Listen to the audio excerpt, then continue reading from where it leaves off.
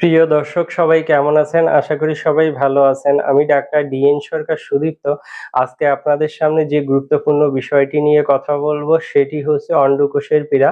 যাদের অন্ডকোষের পীড়া রয়েছে, যাদের অন্ডকোষ দুটি পাথরের মতো শক্ত, যাদের শুক্রাণুর সমস্যা রয়েছে বা যাদের অ্যাজোস্পার্মিয়ার সমস্যা রয়েছে তাদের জন্য আমি একটি গুরুত্বপূর্ণ হোমিও মেডিসিনের নাম বলব সেটি হচ্ছে কোনিয়াম 30।